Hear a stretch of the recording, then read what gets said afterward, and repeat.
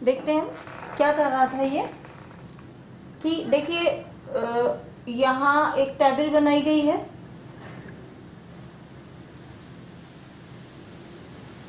Hexadecimal code की, means एक table create की है इससे,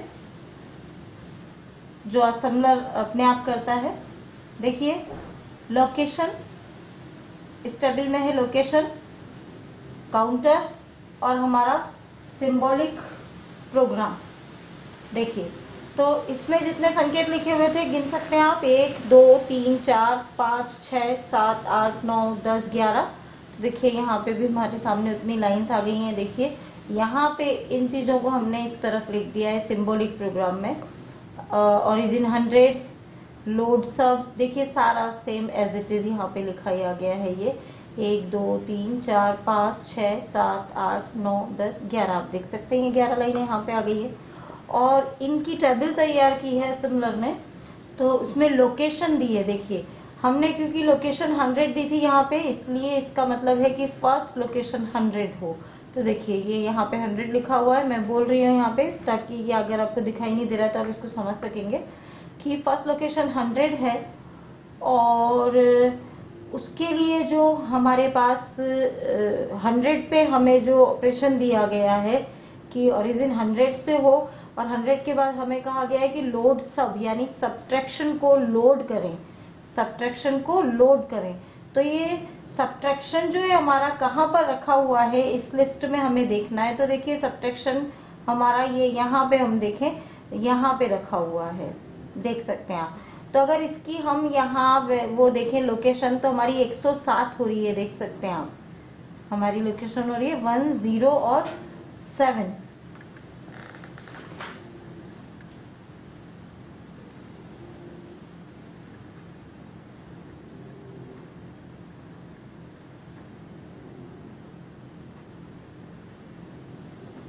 देख सकते हैं आप। तो अभी 4 डिजिट में है, तो देखिए ये जो इसकी लोकेशन 107 हो रही है, तो यहाँ पे ये 107 लिखा हुआ है, 2107। तो 2 तो हमारी जो है फर्स्ट जो हेक्सा डिजिट होती है, और 1077 जो है इसका एड्रेस हो गया है। तो ये देख सकते हैं आप कि भाई हमारा जो फर्स्ट LDS सब है उसकी इसने लोकेशन इस प्रकार से तैयार की है। नेक्स्ट लिखा हुआ है हमारा जो भी है CMA लिखा हुआ है, और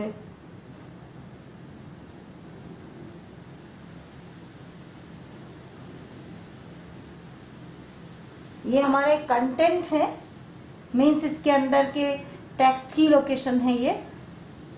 और इधर देखिए 100, फिर 101, 102, 103, 104, 105, 106, 107 और 108, देख सकते हैं आप।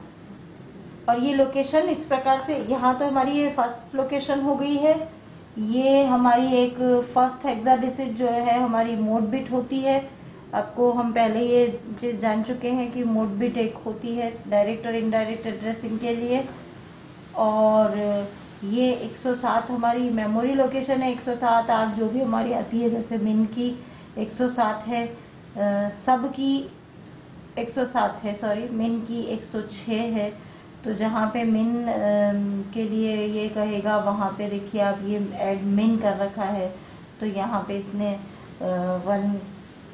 1106 हमें यहाँ पे दे रखा है।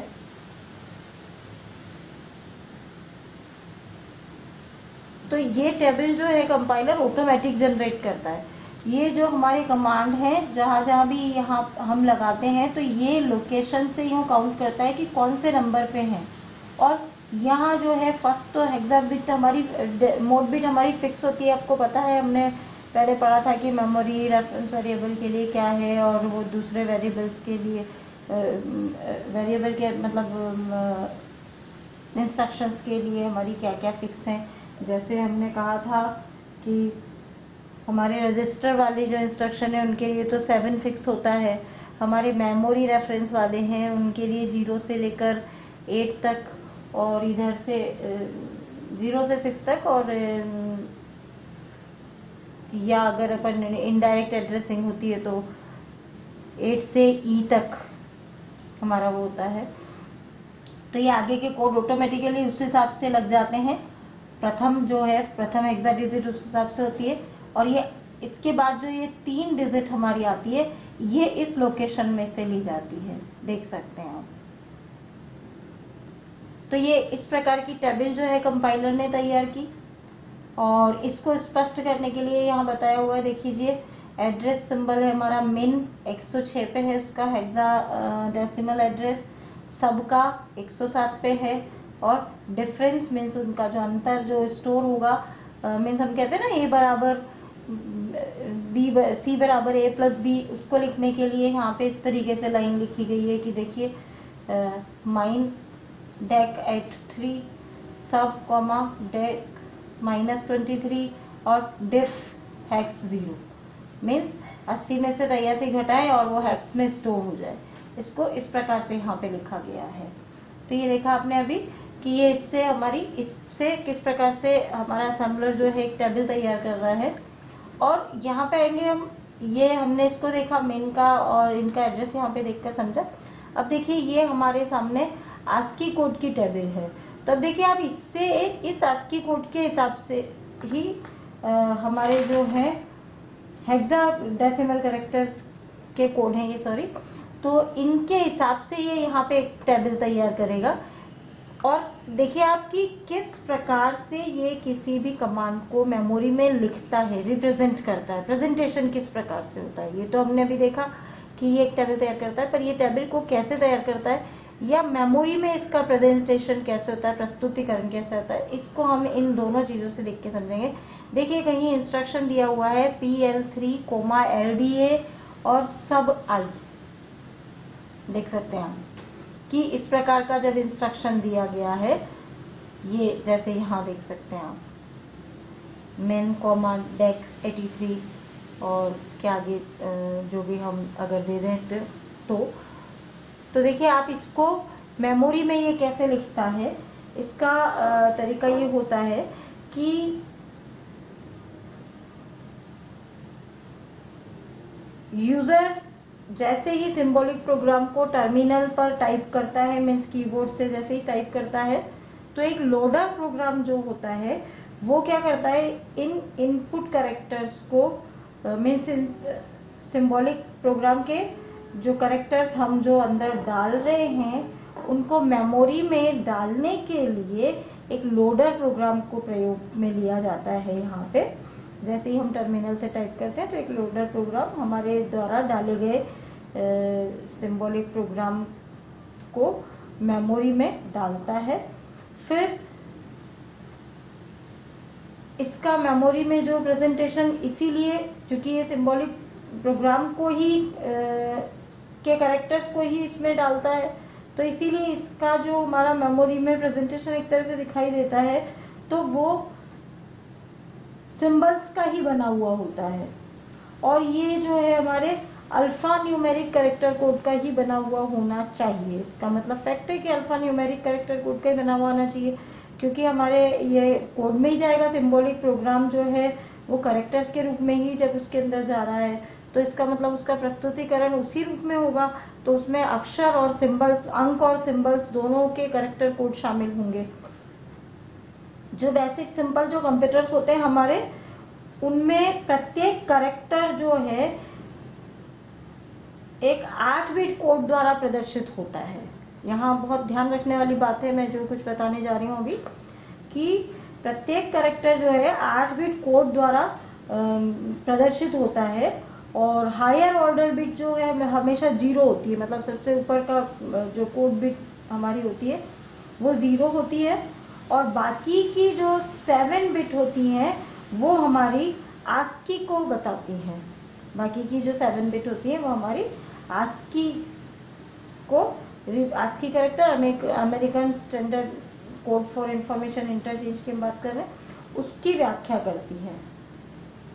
मीन्स 8 बिट कोड होता है हमारा एक अक्षर के लिए, जो भी हम एक अक्षर लिख रहे हैं तो उसका 8 बिट कोड में से एक अक्षर, प्रारंभिक अक्षर जो होता है वो तो हमेशा 0 होता है, और बाकी के जो हमारे 7 बचते हैं वो आस्की कोड की व्याख्या करते हैं। इसके अंदर एक हेक्साडेसिमल इक्विवेलेंट जो कि हम इस टेबल में देख रहे हैं, किसी भी कैरेक्टर सेट का हेक्साडेसिमल इक्विवेलेंट जो होता है, मीन्स कोई भी कैरेक्टर सेट, जैसे हमने P लिया तो P का हेक्साडेसिमल इक्विवेलेंट हम यहाँ से देखेंगे और फिर हर एक का हेक्साडेसिमल कोड जो है यहाँ पे ये लिखेगा। तो ये एक टेबल तैयार हो रही है अपने आप, और ये यहाँ पे इसको लिखता चला जाएगा और 8 बिट कोड में कन्वर्ट होता चला जाएगा। और फिर इसका जो है, ये जो है हेक्साडेसिमल कोड हमने यहाँ पे लिखे, इनका ये बाइनरी रिप्रेजेंटेशन यहाँ पे करेगा, यानी उनके बाइनरी कोड तैयार करके ये एक टेबल तैयार करेगा। ये हमारा काम कौन काम कर रहा है? असेंबलर हमारा जो है ये इस काम को कर रहा है। तो ये मीन्स हमारी जो ASCII टेबल से मिलाते हुए, मतलब मिलाते हुए क्या, हम मिला रहे हैं, बाकी उसको सब पता होता है। तो ASCII टेबल से वो अपना एक एक अक्षर का एड्रेस लेता है, और एक एक अक्षर का एड्रेस जो है हमने बताया कि 8 बिट का होता है। उसमें प्रथम जो है 0 होता है, सेट होता है वो, और बाकी जो है ASCII कोड की व्याख्या करते हैं। तो 0 को हमें लिखने की जरूरत नहीं होती है, आप जानते हैं जैसा कि, और प्रत्येक कैरेक्टर जो है यहाँ 2 हेक्साडेसिमल डिजिट द्वारा लिखी जाती है, जो कि 8 बिट कोड में कन्वर्ट होती है उससे रिलेटेड। इस पूरी टेबल में जो लास्ट हमारा कमांड होता है CR कमांड, वो हमारा प्रिंट नहीं करता, बल्कि ये कर्सर को मूव करता है, क्योंकि हम ये इनपुट कीबोर्ड से इनपुट डालने के लिए एक तरह से प्रोग्राम की बात कर रहे हैं कि जब हम इनपुट कर रहे हैं तो एक एक लाइन को वो कैसे लिखता है और कैसे समझता है। तो जब हमने एक लाइन लिखी थी तो उसके लिए वो क्या प्रोसेस कर रहा था, कैसे समझ रहा था, हम उसी चीज की यहाँ पे बात कर रहे हैं। तो देखिए अभी ये CR लास्ट वाला जो हमारा है CR, ये आपका carries return means movement cursor का, यानी अगली लाइन पे कर्सर हमारा चला जाए, ये इसके लिए काम करता है कि ये पूरी लाइन यहाँ पे खत्म हो चुकी है। तो अब देखते हैं हम, आइए कि किस प्रकार से इसको लिख रहा है। देखिए यहाँ पे हमारे मेमोरी वर्ड लिखे हुए आ गए हैं 1 2 3 4 5 6 7, और इसने एक एक अक्षर को हमारा जमाया है। देखिए P, देख सकते हैं आप सिंबल में P और L। अभी मैंने बताया कि ये एक बार में 2 ही अक्षर को लिख सकता है। अभी हमने यहाँ पे बात की थी कि ये इसका एक अक्षर 2 हेक्साडेसिमल डिजिट को असाइन करता है,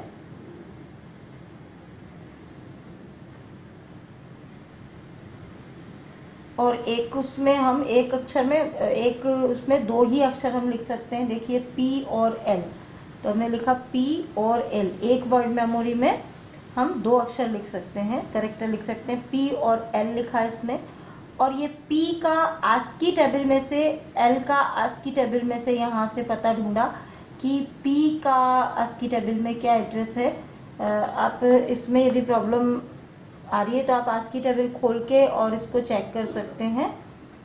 तो P का, ये मैं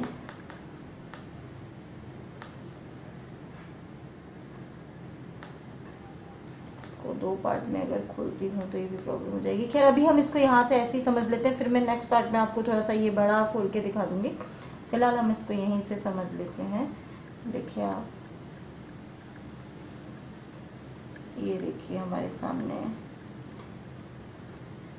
P, इसमें अगर हम देखते हैं तो ABCDEFGHIJKLMNOP, ये P है, और ये P का ASCII कोड है आपके सामने 50, और दूसरा है आपके L।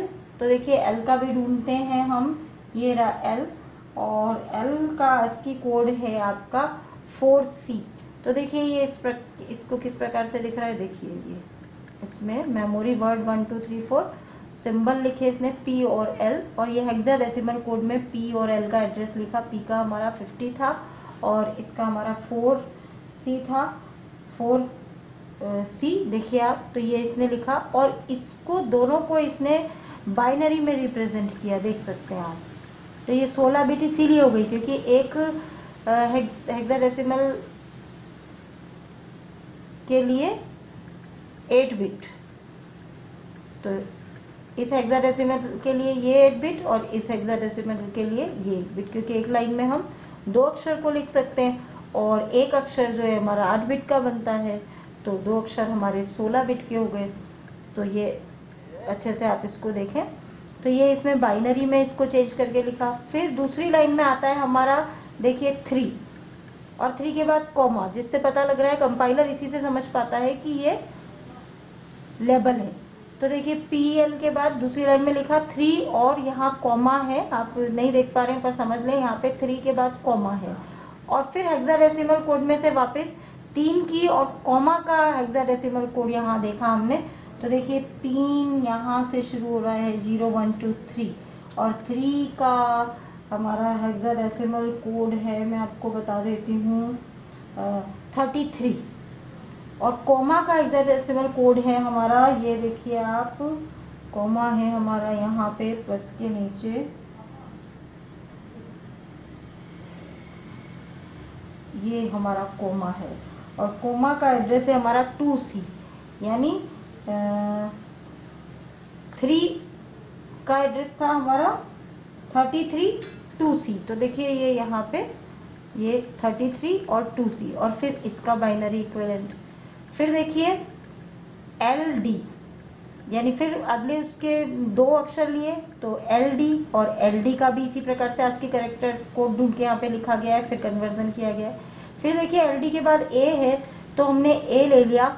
अब A के बाद चूंकि यहाँ पे स्पेस है, कुछ भी नहीं है, तो यहाँ पे खाली है, देख सकते हैं आप, यहाँ पे खाली है, तो इसने अभी यहाँ पे इसको स्पेस छोड़ा। तो स्पेस के लिए भी हमारे पास ASCII सिंबल है 20, रिक्त स्थान के लिए, फिल इन मीन्स हम खाली स्थान जो छोड़ते हैं स्पेस, उसके लिए हमारे पास ASCII कोड होता है 20। तो देखिए जैसे स्पेस होता है तो स्पेस के लिए भी ये कोड लिखता है, देखिए LD और A लिख के हमने स्पेस के लिए स्पेस छोड़ दिया यहाँ पे और यहाँ पे इसका कोड लिख दिया 20।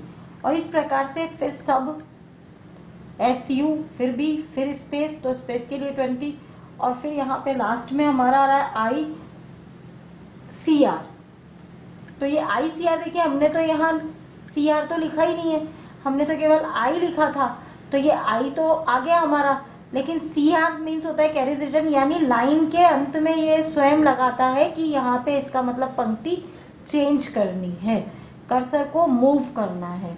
और यहाँ पे देखिए I का इसने कोड तैयार किया और CR का भी हमारे इसके अंदर जो है कोड होता है 0D, कैरीज रिटर्न के लिए CR ये है कैरीज रिटर्न, और इसके लिए कोड होता है 0D। तो कैरीज रिटर्न का कोड लिख दिया और I का कोड लिख दिया और उसको बाइनरी में चेंज कर दिया। तो ये इस प्रकार से एक टेबल जो है हमारा असेंबलर जो है तैयार करता है। तो ये अभी हमने देखा कि मेमोरी में ये किस प्रकार से बाइनरी रिप्रेजेंटेशन करता है, हमने इस चीज को यहाँ पे समझा। नेक्स्ट पार्ट में हम समझेंगे असेंबलर के दोनों पास, मीन्स फर्स्ट पास में जो काम असेंबलर कर रहा था उसको फ्लो चार्ट सहित समझेंगे और फिर सेकंड पास को भी हम उसके फ्लो चार्ट सहित समझेंगे कि असेंबलर वास्तव में क्या क्या करता है।